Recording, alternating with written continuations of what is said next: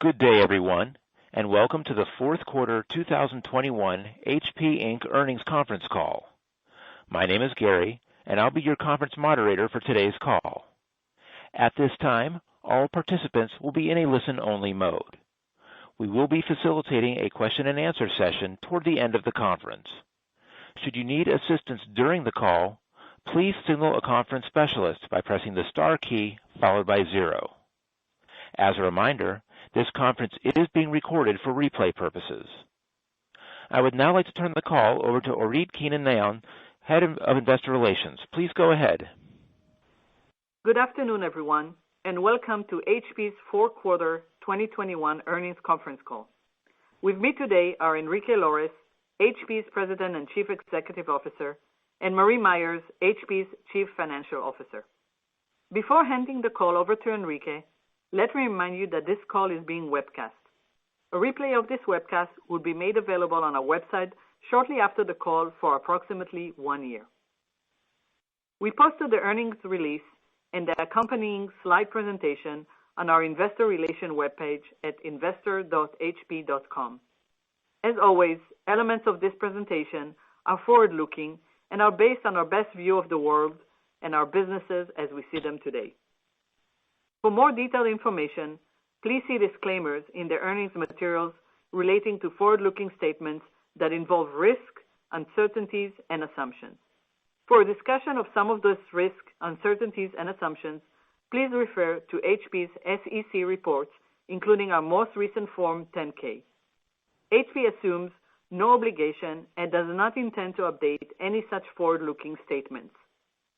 We also note that the financial information discussed on this call reflects estimates based on information available now and could differ materially from the amounts ultimately reported in HP's Form 10-K for the fiscal year ended October 31st, 2021, and HP's other SEC filings. During this webcast, unless otherwise specifically noted, all comparisons are year-over-year comparisons with the corresponding year-ago period. For financial information that has been expressed on a non-GAAP basis, we've included reconciliations to the comparable GAAP information. Please refer to the tables and slide presentation accompanying today's earnings release for those reconciliations. With that, I'd now like to turn the call over to Enrique. Thanks, Orit, and thank you all for joining today's call. At our securities analyst meeting last month, we shared our plans to continue building a stronger HP, one that delivers sustained revenue, operating profit, EPS, and free cash flow growth. This quarter's results reflect our continued momentum against these plans, and they give us great confidence in our future. Let me talk through the details. In Q4, revenue grew 9% to $16.7 billion. Non-GAAP EPS grew 52% to 94 cents. And we generated more than $900 million of free cash flow while returning $2 billion to shareholders through share repurchases and dividends. Our Q4 results are a great finish to an exceptional year. For the full year, we grew revenue 12% to $63.5 billion and generated $1.7 billion of incremental non-GAAP operating profit. Non-GAAP EPS grew 66%. This means that we exceeded our value creation plan target for non-GAAP operating profit and EPS a full year ahead of plan. And we returned a record $7.2 billion to shareholders while continuing to invest in strategic growth opportunities across the business. Our Q4 and full year performance shows a company on its front foot and hitting its stride. Long-term secular trends such as hybrid play to our competitive strengths. Our leadership across our markets and the innovation agenda we are driving are enabling us to turn these trends into tailwinds. We are making organic and inorganic investments to drive profitable growth. And we are accelerating our transformation, building new digital capabilities, while also reducing structural costs and driving efficiencies. The progress we are making against our priorities is creating a more growth-oriented portfolio. At our Analyst Day, I shared that we expect our 5 key growth areas to grow double digits and generate over $10 billion in revenue in fiscal 22. These businesses collectively grew 12% this quarter. This includes more than 30% growth for our Instant Ink business, as well as more than 20% growth for our industrial graphics portfolio. We see our key growth areas becoming a bigger part of overall revenue and profit mix moving forward. We are driving this growth even as we continue to navigate a complex and dynamic operational environment that includes robust demand and persistent supply constraints. The actions we have been taking to mitigate industry-wide headwinds are paying off. There is no quick fix, but we are strengthening our operational execution and making continued progress quarter by quarter. And I just want to say how proud I am of the way our teams are stepping up. It has not been easy, but the challenges we have faced have not deterred us from driving our business forward. And the fact that we delivered double-digit revenue and profit growth for the year gives us confidence as we enter 2022. Let me now talk about the strengths we see across each of our business units. In Personal Systems, there continues to be very strong demand. Year's revenue and operating profit each grew double digits in Q4. And our disciplined execution and pricing strategy allowed us to effectively manage cost and components headwinds. A big part of our success is the improved mix we are driving given our leadership in the commercial PC market. As more offices reopen, we led a shift toward Windows-based commercial products where we saw the strongest demand and highest profitability. We continue to see a significantly elevated order backlog. As I shared last month, we expect component shortages, particularly in ICs, to persist into at least the first half of 22. The operational actions we outlined in our Q3 call are generating positive results. We continue to increase our direct engagement with Tier 2 and Tier 3 suppliers. We have expanded long-term agreements to secure capacity. And our digital transformation initiatives are enabling greater real-time visibility to optimize our speed, agility, and mix. This work remains a daily priority, and we expect our trajectory to continue to improve. We are also creating important innovation as we design for all things hybrid. This includes a new lineup of Windows 11 devices that enable premium computing experiences for work and home. We are also expanding into valuable adjacencies. Last quarter, we introduced HP Presence, the world's most advanced video conferencing system. This is a large opportunity that will continue to grow as our digital and physical worlds converge. 7 out of 10 companies are already investing in technologies that improve hybrid work experience for their employees. HP Presence combines our hardware, software, imaging, and peripherals capabilities to create a more immersive experience so that distributed teams can truly feel they are in the same room, even if they are not. You will see us continuing to innovate and expand our presence in the growing hybrid collaboration space. We also delivered another quarter of double-digit device-as-a-service revenue growth. This included the launch of new digital services to help commercial customers simplify the complexity of hybrid IT environments. And following the close of our Teradici acquisition, we launched a lineup of new Z/HP Teradici and NVIDIA Omniverse subscription offers to enable high-performance remote collaboration. Turning to print, we grew revenue 1% in the quarter. This was primarily driven by our disciplined pricing strategy, as well as our continued growth in services and subscriptions, which offset expected volume declines driven by limited supply. Like others in the industry, we continue to operate in a supply-constrained environment driven by COVID-related disruptions and broader logistics issues. Against this backdrop, demand for our print hardware and supplies remains strong. The fact is we had more hardware orders that we could fulfill in the quarter. And as we said last month, we expect this to impact print growth in fiscal year 22. But this is not stopping us from advancing our strategic priorities.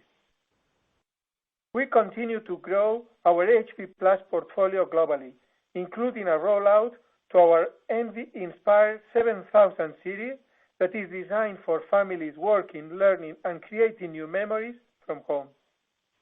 Importantly, it is built with sustainability in mind and made from over 45% recycled plastic content. We are also growing our digital services to enable hybrid office printing. A great example is this quarter's launch of HP Managed Print Flex, a new cloud-first MPS subscription plan for hybrid work environments. In Q4, we drove double-digit growth of MPS revenue and total contract value. And this supports our workforce solutions momentum. We're increasingly integrating our offerings across print and personal systems to meet new customer needs and unlock new growth opportunities. Our recently launched HP Work from Home service is a great example of how we are leveraging our diverse portfolio to win in the hybrid office.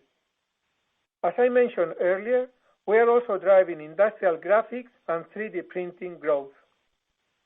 In industrial graphics, we drove double-digit revenue growth in the quarter and have built a healthy backlog of industrial presses. This continues the positive recovery trend from prior quarters. We also continue to see a mix shift towards more productive industrial presses with significant growth in labels and packaging. And in 3D, our focus on high-value end-to-end applications is paving the way for entirely new growth businesses. Our molded fiber, footwear, and orthotics initiatives are on track. Our progress against our strategic priorities is also driving strong cash flow, and we continue to be disciplined stewards of capital. We have a robust, returns-based approach that we are applying to every aspect of our capital allocation.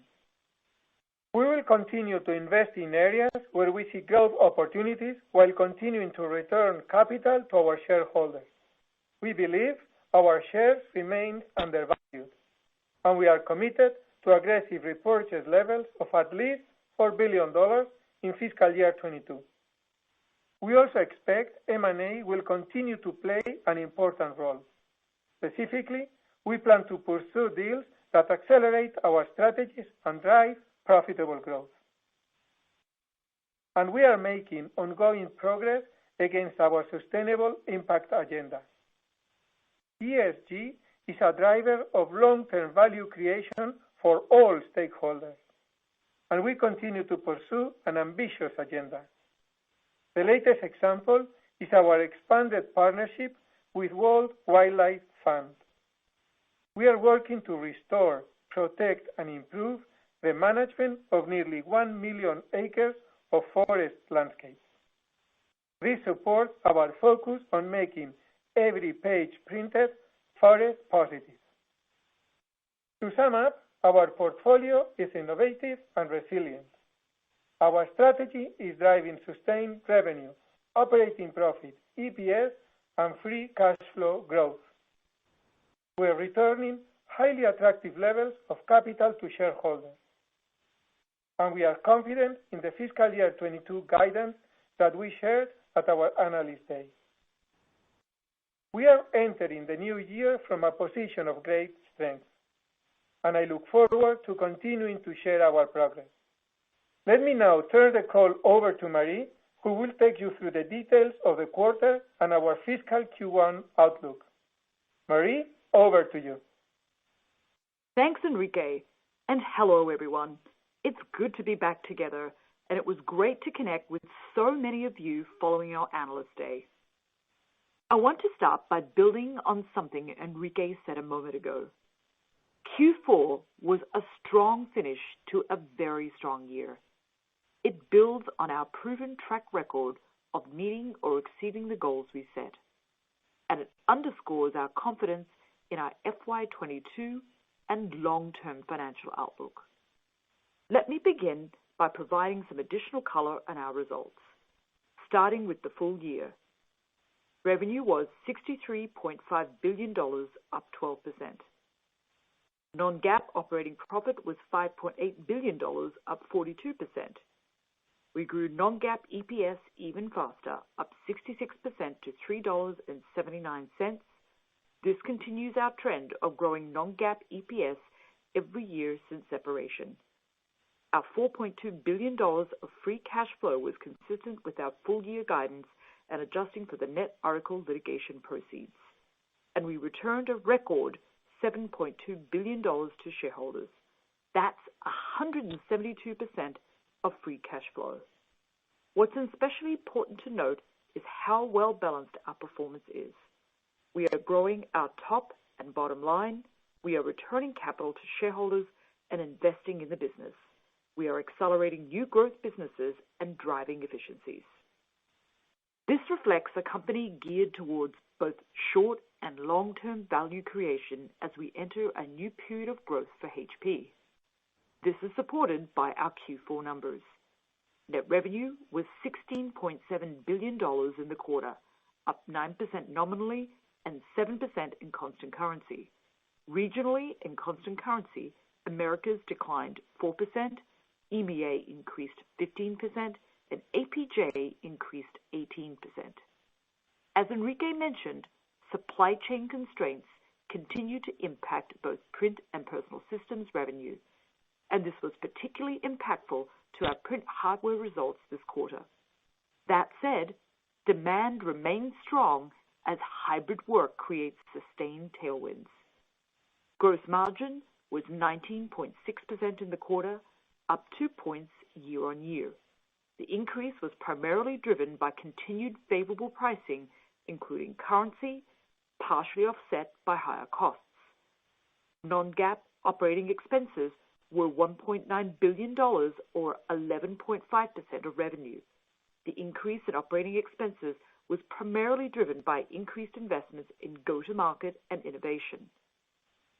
Non-GAAP operating profit was $1.3 billion, up 28%, and non-GAAP net OI&E expense was $64 million for the quarter. Non-GAAP diluted net earnings per share increased 32 cents, or 52%, to 94 cents, with a diluted share count of approximately 1.1 billion shares. Non-GAAP diluted net earnings per share excludes Oracle litigation gains, defined benefit plan settlement gains, non-operating retirement-related credits, partially offset by restructuring and other charges, amortization of intangibles, acquisition-related charges, other tax adjustments. As a result, Q4 GAAP diluted net earnings per share was $2.71. Now, let's turn to segment performance. In Q4, Personal Systems revenue was $11.8 billion, up 13% year on year. Total units were down 9% given the expected supply chain challenges and lower Chrome NICs. The fact we still grew revenue double digits in this environment reflected the strength of demand and positive impact of our mix shift towards mainstream and premium commercial. Drilling into the details, consumer revenue was down 3% and commercial was up 25%. By product category, revenue was up 13% for notebooks, 11% for desktops, and 39% for workstations. We also continue to drive double-digit growth across peripherals and services. Personal Systems delivered $764 million in operating profit, with operating margins of 6.5%. Our margin improved 1.4 points, primarily due to continued favorable pricing, product mix, and currency, partially offset by higher costs, including commodity costs and investments in innovation and go-to-market. In Print, our results reflected continued focus on execution and the strength of our portfolio as we navigated the supply chain environment. Q4 total Print revenue was $4.9 billion, up 1%, driven by favorable pricing in hardware and growth in services, partially offset by a decline in supplies. Total hardware units declined 26% due to consumer replenishment last year in Q4 and increased manufacturing and component constraints. We expect these Print hardware constraints to extend at least into the first half of 2022. By customer segment, consumer revenue was down 6%, with units down 28%. Commercial revenue grew 19%, with units down 12%. Consumer demand remained solid. However, revenue across both home and office was constrained by the current supply and factory environment. The commercial recovery showed further progress with double-digit hardware revenue growth with triple-digit increases in industrial printing hardware. We expect to see a continued gradual and uneven recovery in commercial extending into FY22. Supplies revenue was $3.1 billion, declining 2% year-on-year, driven primarily by prior year channel inventory replenishment. We also saw steady normalization of ink and toner mix, partially offset by favorable pricing. We saw continued momentum in our contractual business. As we discussed at our Analyst Day, this is a key part of our broader services strategy. Instant Ink delivered double-digit increases in both cumulative subscriber growth and revenue. We also drove growth in managed print services revenue and total contract value, with strength in both renewals and new TCV bookings. Print operating profit increased $117 million to $830 million, and operating margins was 17%.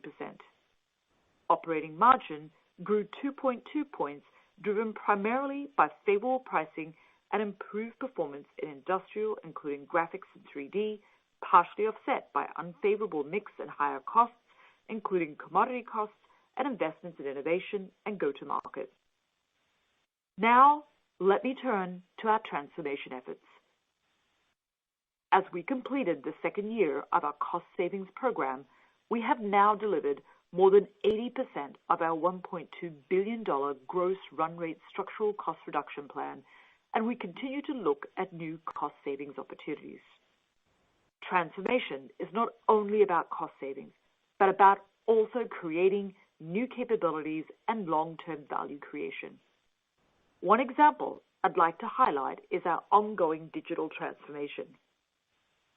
By leveraging our new digital platforms, we are enhancing our capabilities and transforming the way we operate to deliver new solutions to our customers. With this capability, we recently launched Wolf Pro Security, a new subscription service that enables customers to digitally manage their software on an annual subscription basis.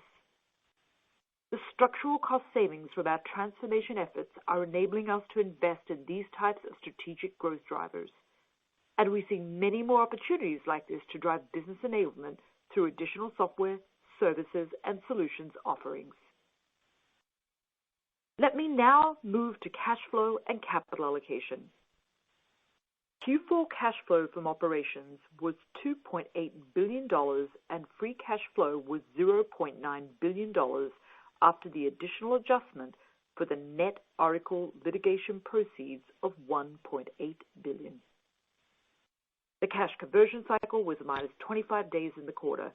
This deteriorated 4 days sequentially as lower days payable outstanding and higher days sales outstanding was only partially offset by the decrease in days of inventory. For the quarter, we returned a total of $2 billion to shareholders, which represented 210% of free cash flow.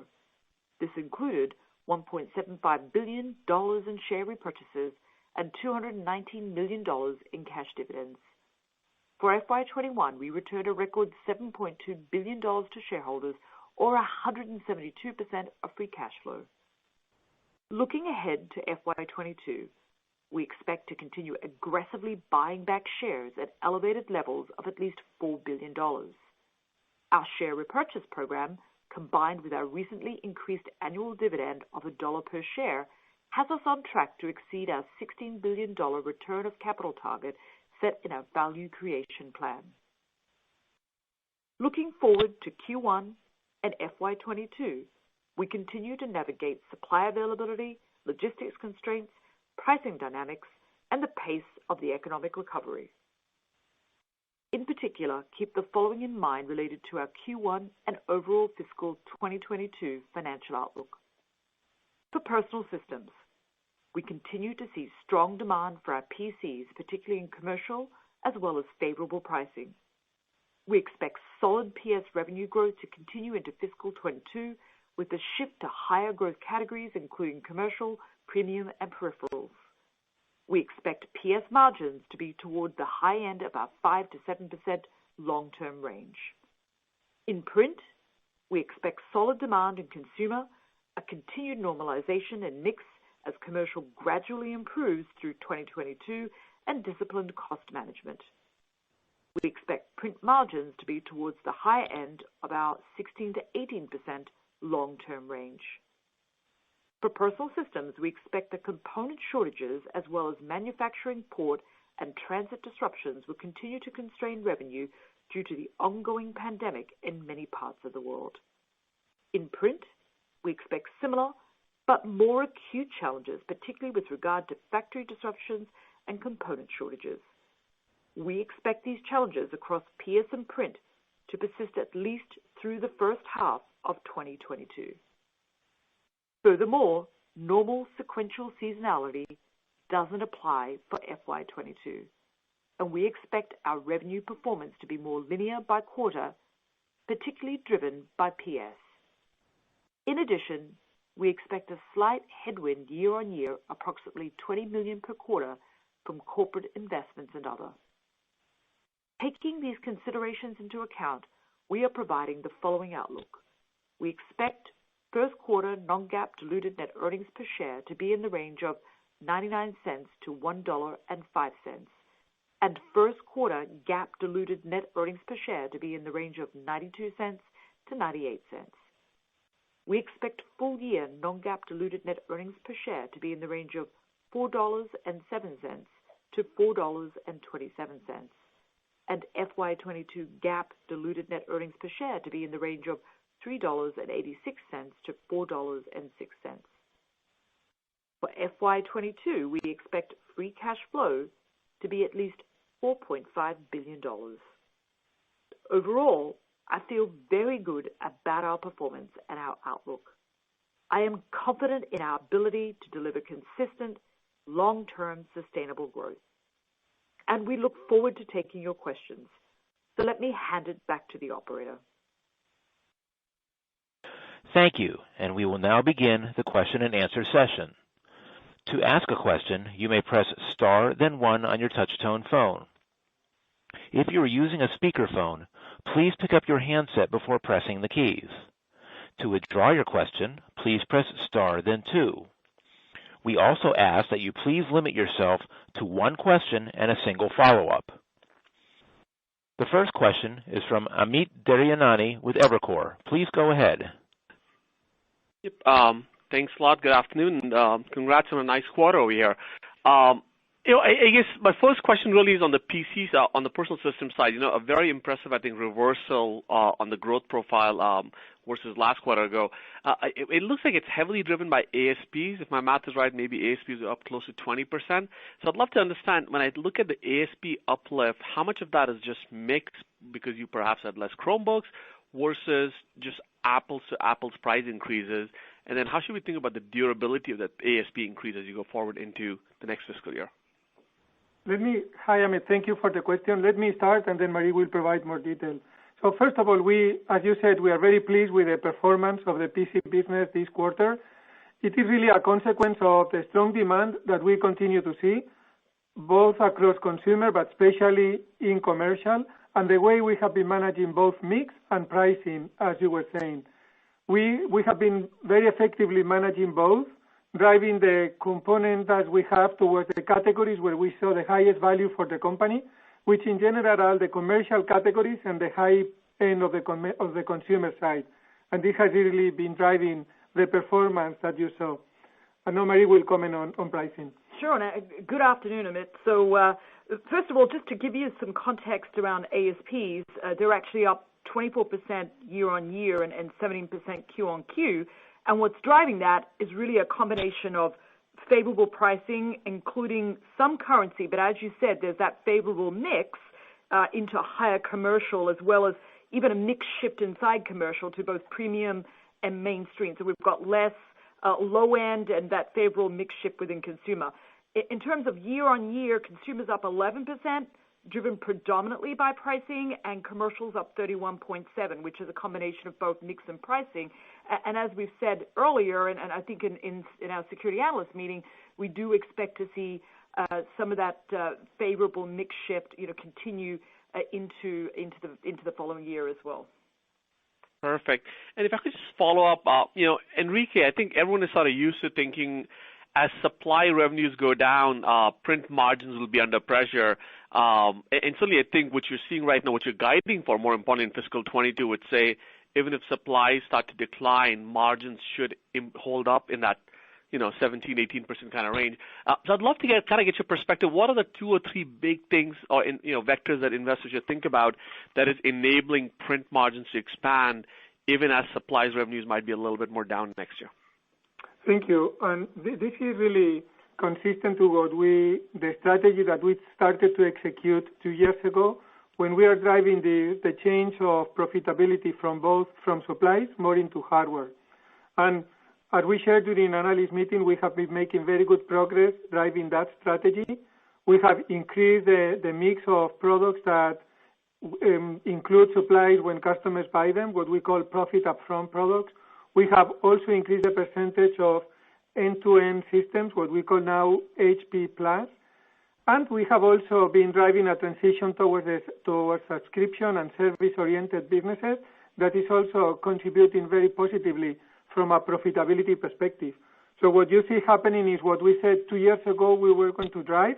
We have been making good progress, and this makes us confident in the guide that we provided for fiscal year 22 in our analyst day and about the guide that we have provided today for Q1. And I'll just add also, just to keep in mind, and I'm sure you know this, that we're lapping some tough compares. So what we're really focused on is driving incremental OP dollars over time and driving more OP dollars outside of supply. And it's exactly what Enrique said, through really shifting the business model.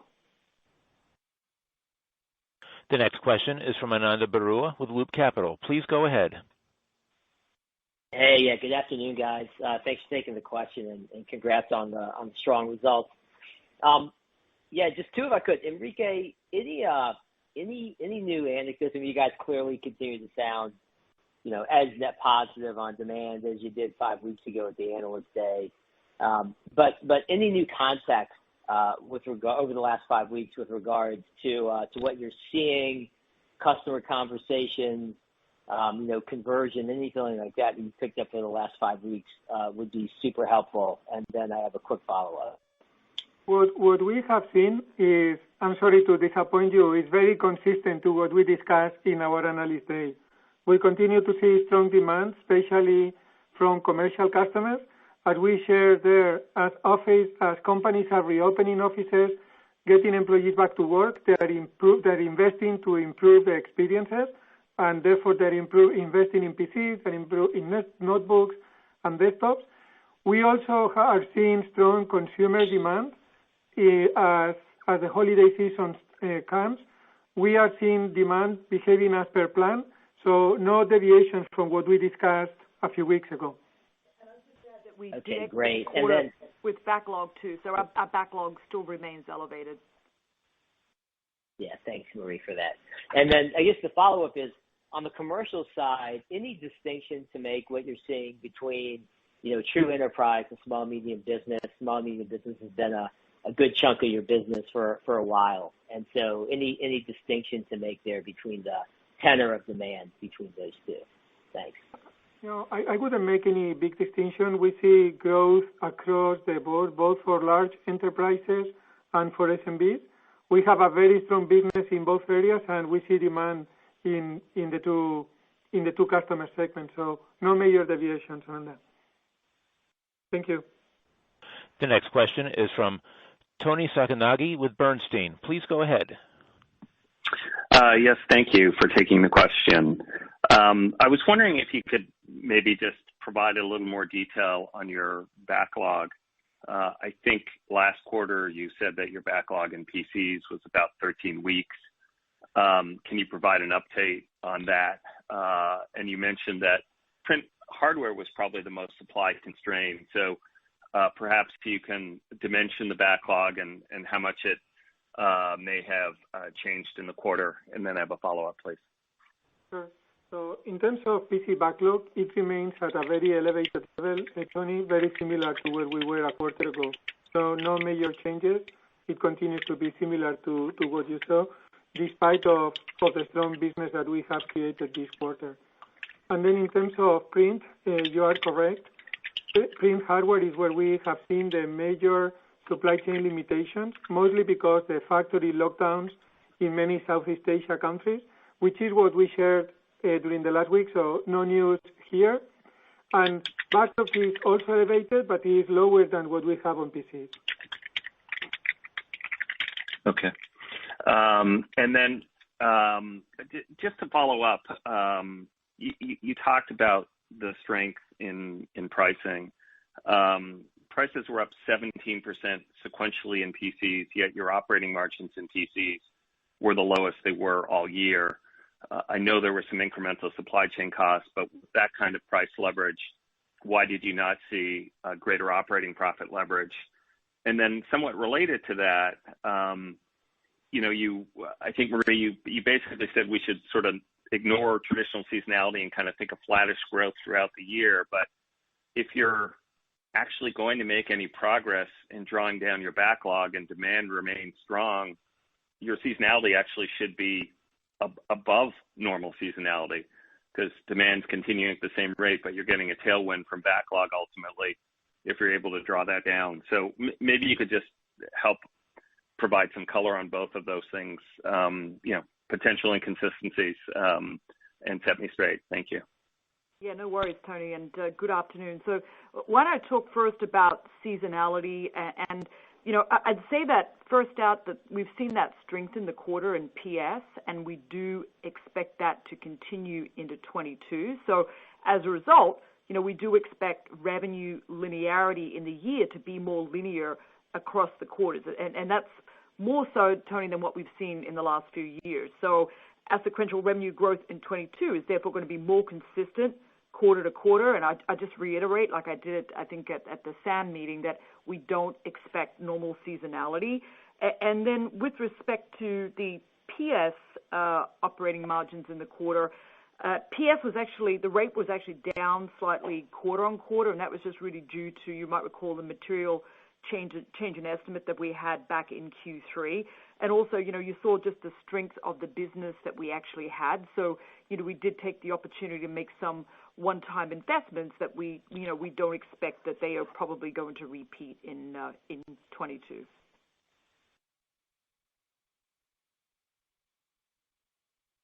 The next question is from Shannon Cross with Cross Research. Please go ahead. Thank you very much. Enrique, could you talk a bit about your peripherals initiative and, what we should look for in terms of proof points and what you've done internally to try to improve that business so that it can contribute in fiscal 2022? And then I have a follow-up. Thank you. Sure. Thank you, Shannon. So as we said in our Analyst Day, peripherals is one of the 5 growth areas of the company, and we think that really is going to be contributing to the sustained growth that we expect to see in personal systems. We have done a lot of changes internally to manage the business better. In the past, if you remember, we were calling it attached, and when you call a business attached, you don't put the best engineers, you don't put the investment that the business requires, and you don't have the organizational focus. And we have changed all that. We have a dedicated organization to peripherals. We have put some of the strongest leaders in the company to drive that initiative. We are increasing internal investment. We are moving some of our best engineers to the group, and we have also invested in acquisitions, as the acquisition we did with HyperX, to reinforce our position in some specific areas, like in the case of HyperX in peripherals for gaming. What you will see us doing in the future is to continue to invest in this space. We think we have a great opportunity to continue to grow going forward, and we will be providing regular updates of the progress that we are going to see in that category going forward. And just to close, This quarter we have double-digit growth in this category, so we are really pleased with the growth in peripherals. Okay, thank you. And then I was wondering if you could give us an update on 3D printing. What kind of contribution you're seeing. I know you're not going to give us specific numbers, but how that's going coming out of the pandemic and where you're seeing strong demand. Thank you. Thank you. So let me cover 3D printing from 2 angles. First is, after the pandemic, we are seeing very strong growth in what I would call the traditional 3D printing, basically selling printers, selling supplies, and selling services around those. Very strong growth. We are seeing really a pickup of demand. But also we shared during our Investor Day that we have complemented that part of the business with the investment in 3 specific end-to-end, we call it applications or businesses, where we think we have the opportunity of capturing more value, because we are not just selling the printers, we are designing the parts, and in some cases we are also selling the parts to the consumers or to the end users.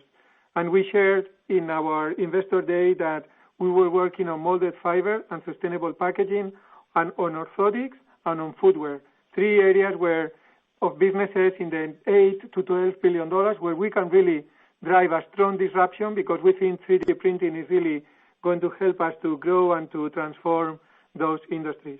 So great progress. We are on track versus what we discussed a few weeks ago, and during 2022 we will continue to provide updates on where we see this business going. The next question is from Katy Huberty with Morgan Stanley. Please go ahead.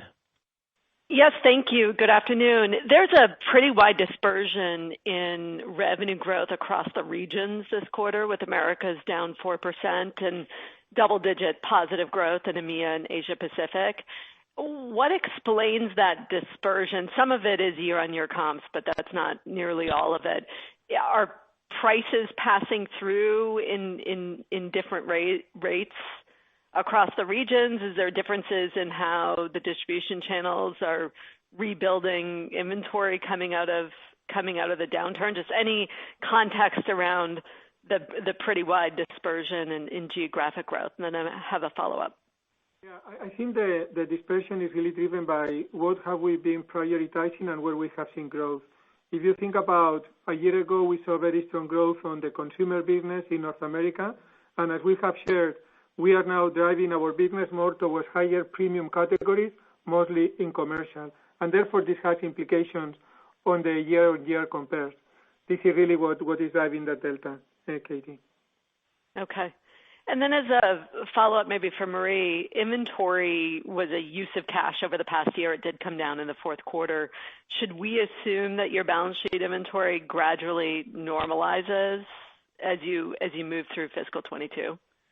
Yeah, no, we expect basically for our inventory levels to remain somewhat elevated while we're through this supply chain constrained environment. However, we do expect to moderate our components depending on the supply and the demand that we see around the components. But certainly as we look forward into the first half of 22, we still expect to see those levels somewhat elevated. What you saw, Katie, is like if we look at components where availability has improved, we don't need to maintain those levels of inventory, and therefore we are correcting that. But as Marie was saying, since we expect to continue to be in a supply-constrained environment, at least through the first half, inventory will stay at high levels. The next question is from Samik Chatterjee with J.P. Morgan. Please go ahead.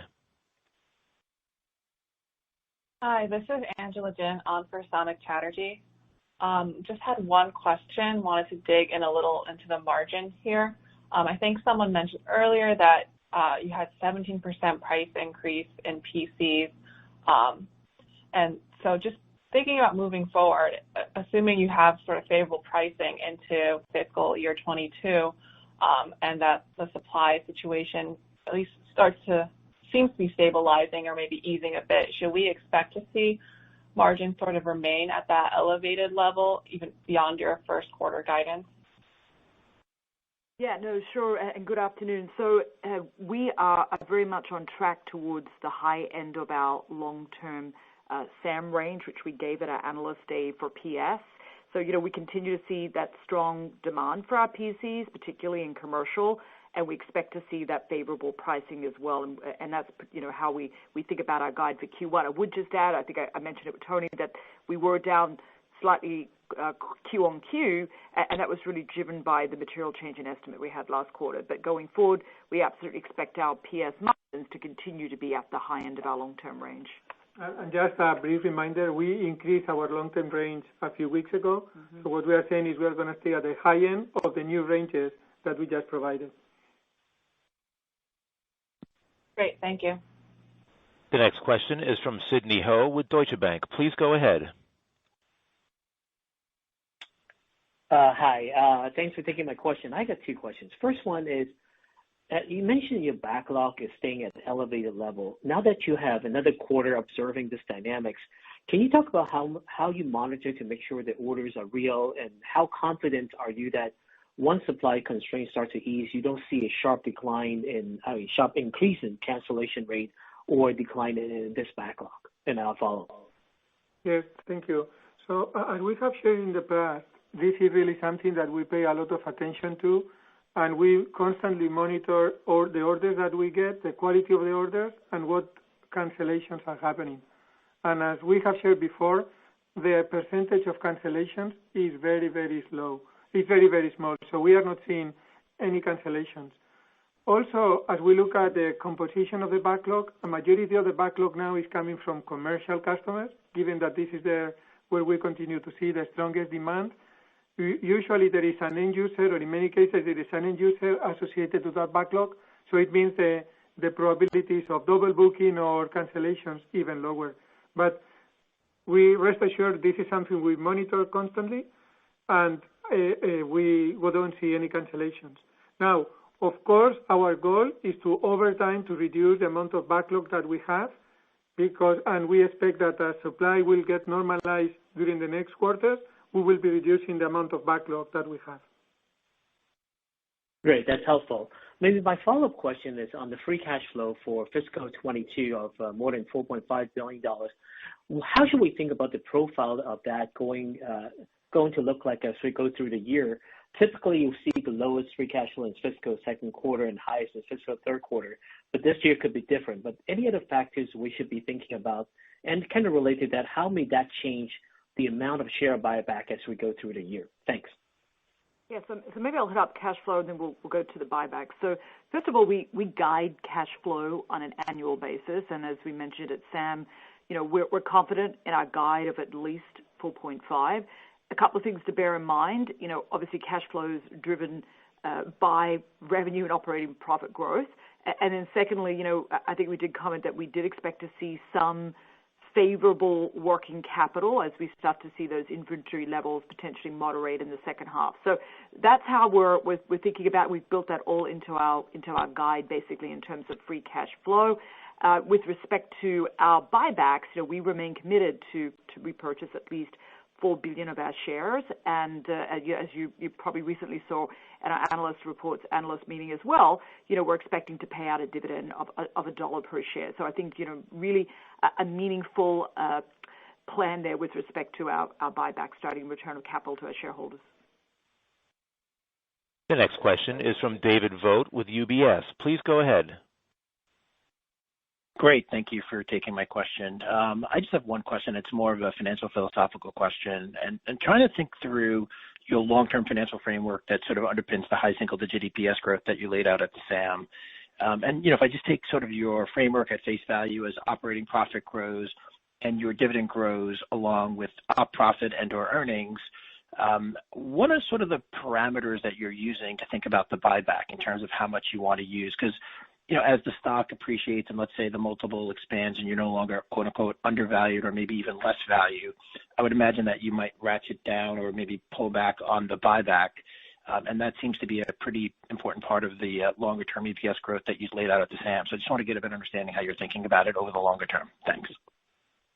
Yeah, maybe I'll just start out by commenting firstly that our FY22 guidance is a combination of both operational flow-through and the results of share buyback. Now, addressing your question specifically around how we're thinking about your philosophical question around the buybacks, look, I would just say that we're absolutely committed to the capital allocation strategy that we've outlined at SAM, and those ingredients, nothing's changed there, and a big part of that is our return of capital to shareholders. So, we're on track to continue to buy back shares at elevated levels of at least $4 billion, and in fact, I think we're going to surpass, what we said we do back in our value plan of at least 16. So that's how we're thinking about it, and our commitment really hasn't changed. And maybe to complement a little what Marie was saying, what we have committed is that we will be returning, and I'm talking now about the long term, 100% of free cash flow unless other better opportunities arise. And we have also committed to increase our leverage ratio to 2 points, and we will be doing this over time. So both will be sources of cash that we will be using to return capital to shareholders or potentially to M&A if M&A will bring better returns. Great. Maybe just as a quick follow-up, Enrique. So does that imply that the dividend effectively is sort of a sort of marching in lockstep with sort of earnings growth, and then the flexible use of cash flow between M&A will be, cash flow will be between M&A and buybacks over the longer term? At least while we believe that the shares are undervalued, and this is clearly the situation today, so this is what you should expect us to do, again, at least while we see that delta. The next question is from Wamsi Mohan with Bank of America. Please go ahead. Yes, thank you. In your prepared commentary, Enrique, you mentioned that you also called out M&A as an important lever, and I was curious, just given the strong cash flow, free cash flow that you'd be generating, plus the payment from Oracle, you have a sizable war chest for M&A. So any sizing parameters, anything that you can share with us in what you're looking, should we expect similar to what you've done here in the recent past or something larger?